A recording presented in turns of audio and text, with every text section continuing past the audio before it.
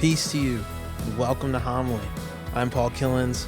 I'm your host and the founder of Doulos. Doulos is an organization that's focused on teaching people all around the globe how to serve Christ through all of their lives. And the first way we're going to be doing that is with this podcast called Homily. A homily is a sermon, and that's what you will usually be doing, is having long-form sermons performed here on the podcast. But today, to kick us off, I wanted to do a background episode on our first book of the Bible that we'll be going through, and it's 1 Peter. The title of our series will be Holy Perseverance. Let's get this kicked off.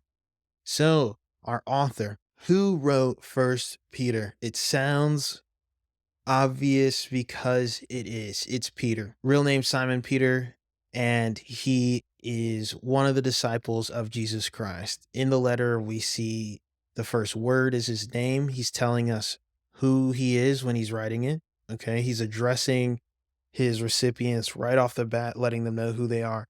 Contrary to the way we write letters now, or write emails at least, especially, where we'll sign off at the bottom because we have other ways of knowing who's sending it, such as the email address. Back then, they didn't have that, and so it's very common for them to start letters off with who's sending it and who they're writing it to. And so we've got Peter doing that for us here, and it's awesome. Okay, first word is Peter, and it's mentioned internally in that letter, like I said, but then it's also evidenced throughout the letter, because in various times throughout the letter, he'll say things that relate back to the life of Christ, especially, and he also claims that he was an eyewitness viewer of the crucifixion, or at least of the sufferings of Christ, is the way that he puts it in the book. The early church agrees. Okay, so what does that mean? The early church is the church of the first 5 centuries or so, depending on the way you're looking at it. But those people, usually the fathers of the church, or the pastors is the way we would call it, or the elders of different cities and things like that, they agree. We've got Tertullian and Eusebius who account to First Peter being written by Peter, and then we've also got some people that say no. Now, where are those people from? Most of those guys are modern day scholars, and they have reasons for their disbelief.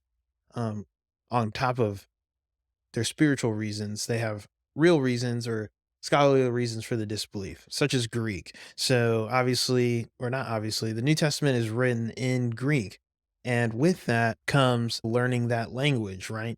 So there's a couple reasons why people would say that Peter wouldn't have known Greek. He's a fisherman. In Acts, I believe it says that he's uneducated, and he's not the brightest bulb in the batch. And that's no disrespect, but what it means is that he didn't spend years learning this language, or that's what is presumed, that he would have been raised speaking Aramaic, possibly knowing Hebrew because of his background, because of his Jewish background.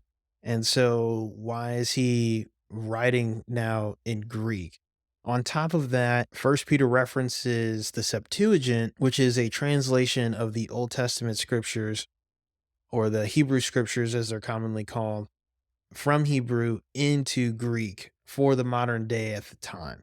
So Greek is somewhat like a lingua franca. It's a very popular language, and many Jews would have made, depending on where they were in the world, they might have only known Greek even, or wouldn't have been able to read Hebrew, and the Hebrew would have been perhaps hard to find for them as well. And so they had the Septuagint in many places. And so why would a Hebrew from Israel be quoting the Septuagint when he likely would have had access to the Hebrew scriptures is one of the things they'll say. To that, I would say, that's not completely true. We're assuming that he wouldn't know Greek because he was uneducated, and we're assuming he wouldn't know Greek because he was a Jew at that time. However, there is evidence that Capernaum, where he was living, Greek was there. Also, his brother's name is Andrew, which is a Greek name. Okay. So that implies that his brother was already going by a Greek name, which he could have had from a very young age. Also, with him being a fisherman and on trade and trading and on trade routes in Capernaum, then he may have actually had to learn Greek with the people coming through there, because that's what the language that they would have spoken. And so it's not completely implausible for us to believe that he can know Greek all by himself. But also on top of that, later in the letter, at the very near the end of the letter, Peter writes that by Sylvanus, he's writing this letter or speaking to the people that he's speaking to. And what does that mean? It means that there's a possibility that Sylvanus is writing this letter out for Peter, right? Let's say Peter didn't know Greek at all.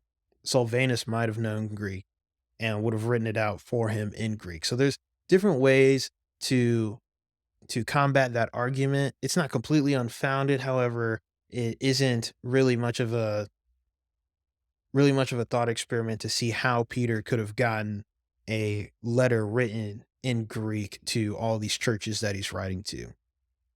Another thing that scholars say perhaps Peter wasn't the author of this letter is because of the Pauline ideas in it. It mirrors a lot of things that you'd find in Ephesians, for example. And this one, you have to understand that many scholars will find these letters or read through these letters and identify the arguments, types of things that the certain apostles were consistently talking about and saying, okay, well, this is an idea from Paul, and it would be a Pauline idea, or this is definitely something that John would subscribe to, but we've never seen Paul write about this. There's nothing wrong with that per se, but it's hard to box authors in when you have very limited amounts of their work and they all share common theology, right? So they're all apostles writing to churches about things that the church is experiencing. And so it's very likely for you to have a common idea or a common point. Also, it's not like Peter didn't know Paul. We see Paul attest that he met Peter and stayed with him for multiple days and that they argued before, that Peter and the other apostles signed off on Paul's theology. And so, with those things in mind, it's not like they're completely separate people who've never met, who've never come in contact, who are talking about totally radically different things. We're not comparing a dictionary to Harry Potter. We're saying, you, the church, I want you to do this. This is how you be a Christian. And so, naturally, across all of, especially early Christianity, you're going to see a lot of similar ideas. Next up, let's talk about the audience. So the audience is listed out for us in this epistle from Peter, and we've got Pontus, Galatia, Cappadocia, Asia, and Bithynia. And those are mentioned in 1 Peter chapter 1, verse 1. And so with that, this is not the Asia you might think of today. This is Roman territories in modern day Turkey, actually. And now, so we know where this letter would have been copied, right? So the ones that we have today might not have been, they're definitely not the original autographs that Peter or Sylvanus would have written. But Sylvanus would have taken this letter across to these different cities in these different territories, and they would have copied down the letter as they received it. And so it would have been a very popular circular letter. It would have gone around. One question that we do have to answer, or one that's often brought up, is who is Peter writing to? Is he writing to the Jews or is he writing to the Gentiles? And so let's go over some of the Jewish arguments. So if we look at this letter saying Peter is a Jew, he's writing to other Jews who are Jewish by ethnicity but Christian by faith. What's the proof for that? And so, first of all, Peter was the apostle to the Jews. That's referenced in the scriptures. And we know that Peter was not exclusively to the Jews, which we'll talk about in a little bit, but primarily his ministry was set forth to go to the Jews. In the very opening of the book, we see the word dispersion there. And the dispersion is something that could be referencing the dispersion as we saw in the Hebrew scriptures. And so in the Hebrew scriptures, Babylon came in and exiled many people away from Israel, the promised land. And so with that, they were the dispersion once they were dispersed around all of their surrounding nations. And so he could be echoing that same sentiment of dispersion, saying, you, my Jewish brothers, you're out there and we're over here, you're away from us. We'll see that in the very opening.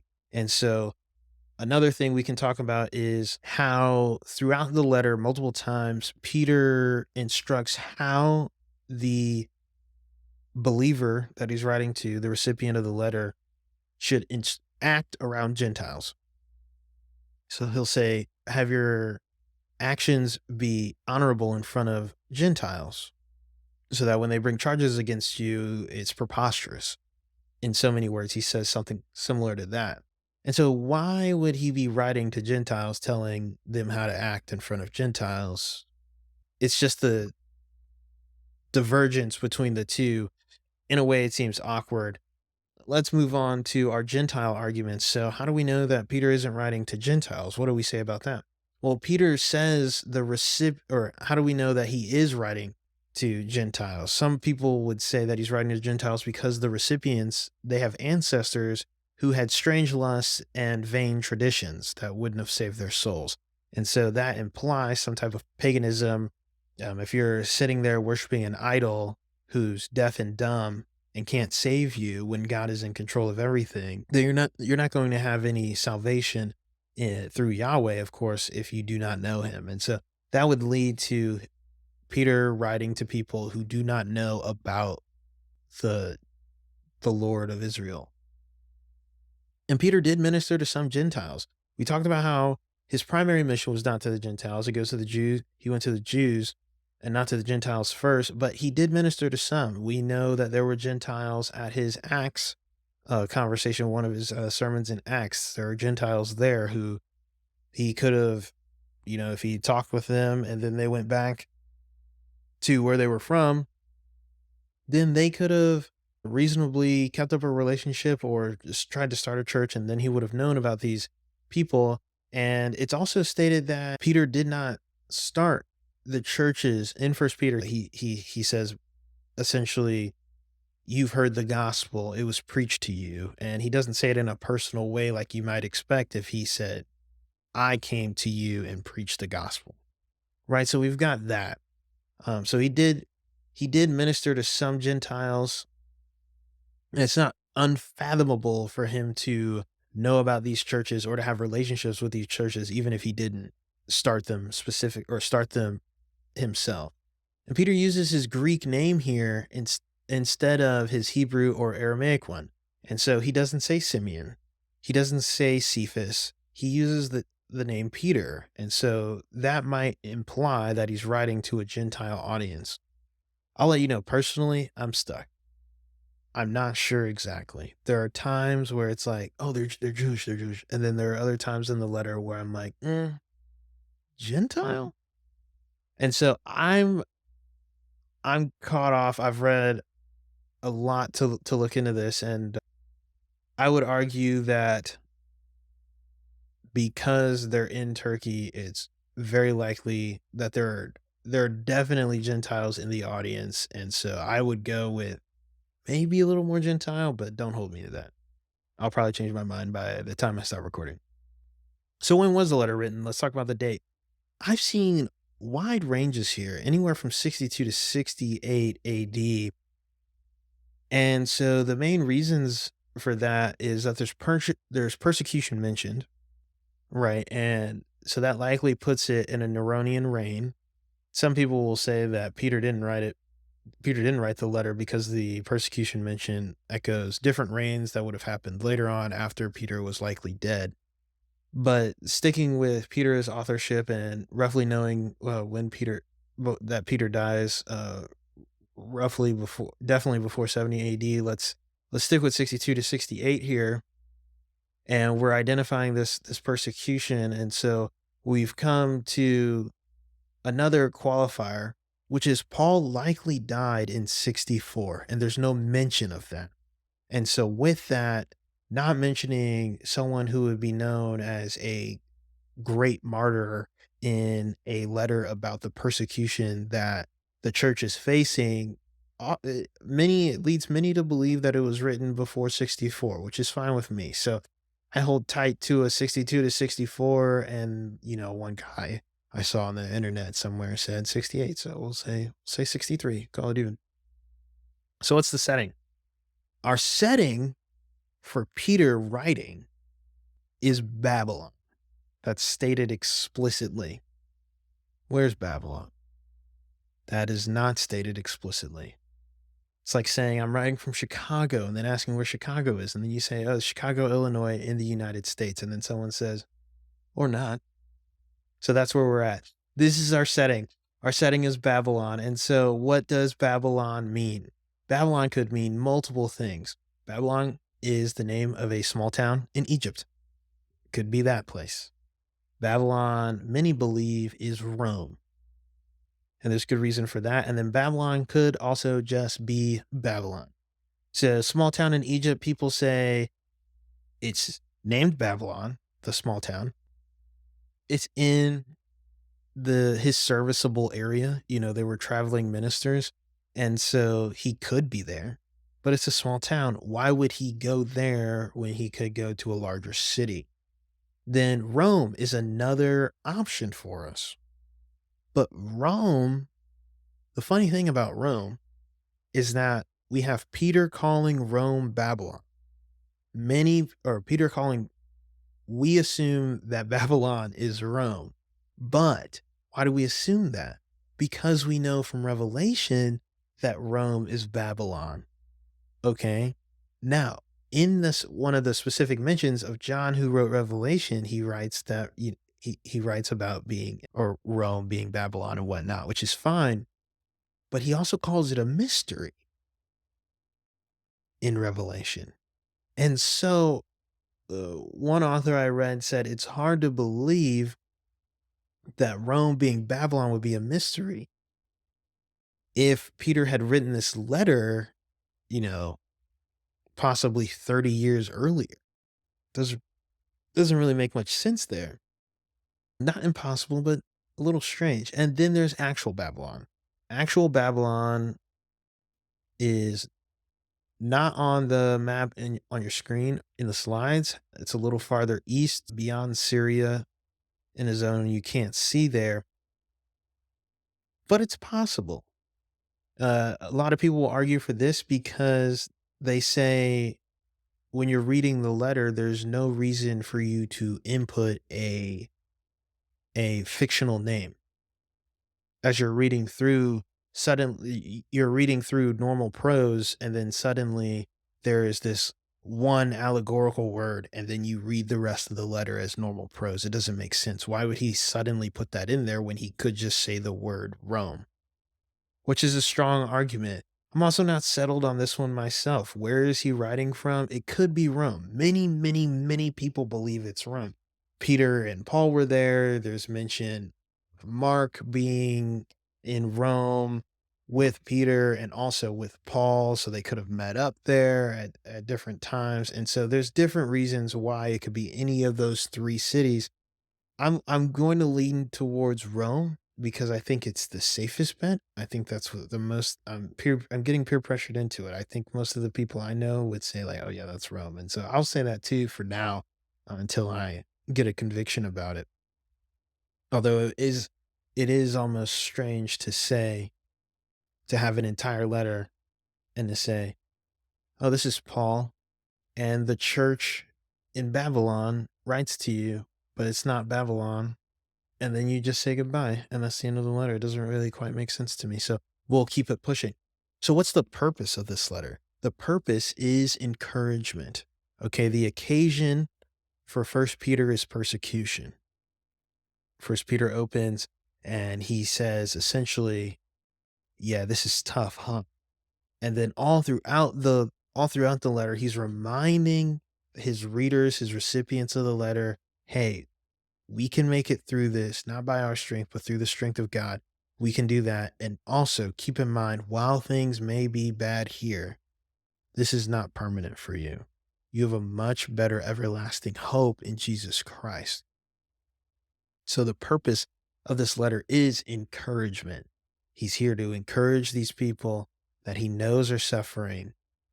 There's more to come as he lets them know, and that this life is not going to be easy, but that's all right. He also gives them advice. You need to know how to deal with this persecution. What do you do when they come knocking at your door? He gives practical advice and commandments all throughout the letter. There's actually, on average, there's one command for every 3 verses on average. Of course, it plays out differently in the actual letter, but it's a great time. It's a great time or a great letter to find advice and encouragement and wisdom from an apostle who's writing to you through what you're going through. You're having a terrible time, and he recognizes that. And he's not telling you it's going to end, but he's saying, if you must suffer for a little while, remember why you're suffering. You're suffering because you're set apart. You're suffering because you're a Christian. And that brings us to our themes, which we'll be closing out with. Our themes, we've got a temporary nature of our current reality. That's one of the major themes. In the very first few opening verses, he calls the recipients exiles. Okay. And one of the first things we'll be talking about on our next episode is exiles of what? Are they exiles out of Jerusalem, Palestine area? Or are they exiles from heaven for now? Right. And so there's something for us to look forward to. The believer's inheritance, like I just said, Christ has died and has promised you a blessed hope of his return and salvation afterwards, after that, or salvation with him and eternal life after he returns. And so the believer has much to look forward to through this letter. It's a constant idea that all woven all the way throughout the text is this silver lining, this gold shining that says, hey, it's going to be okay. Maybe not today, but you have something that is much better than gold. You have something that will last forever, that's imperishable and being kept in heaven for you. That's awesome. Another thing we have here is Christ as an example. Okay, Christ suffered. You're suffering. You're suffering because you're following the sufferer. His suffering brought about a salvation for all of the world. What is your suffering going to bring about? And it could be anything. It could be something great. Okay. We'll see wives and servants called out to suffer in various ways for the goodness of Christ. The wives, perhaps your husbands will be won without you saying a word. Perhaps the obedience of the servant or slave will draw attention to you in such a way that says, why is he so different? And so, just as Christ suffered for the salvation of many, for the good of God, and for his work to be done, and for the kingdom to spread, so can you suffer for that. Next up, living for Christ in all contexts. We just kind of spoiled that one a little bit with the wives and the servants, but in all contexts of life, no matter what you're going through, with Christ as the example, live for him. Live as if you're serving him in everything that you do. That's a constant theme throughout this, that Christ has set an example for us and that we should be living a certain way. We should be holy because he is holy. And then finally, devotion to God in all circumstances. Like I said, this is not a bright letter. This is not a happy day. This is not a congratulations. First Peter is an epistle for people that needed an epistle, people that needed to hear something new, people that were going through it, people that were facing things that would create the occasion for Peter to write something that is eternally good because it's in scripture, right? This is a very serious thing, but we should be devoted to God in all of our circumstances. God sent his son to suffer for us, and Christ was devoted all the way, even to the point of death on a cross. We're called to do the same things. And I look so forward to spending this time with you here, going through First Peter. The name of our series for First Peter is Holy Perseverance. Holy Perseverance. Let's get it done. Let's go in there. Let's have a great time. Thank you so much for listening to Homily. If you are loving what you're hearing and looking forward to it, you can subscribe to us over at doulos.tv, DOULOS.tv. Remember that Doulos is the parent organization that's hosting Homily. It's going to be great to have you over there. Sign up for our email letter so you can hear what's happening next. Peace to you. God bless you, beloved. I pray that all goes well with your health as it goes well with your soul.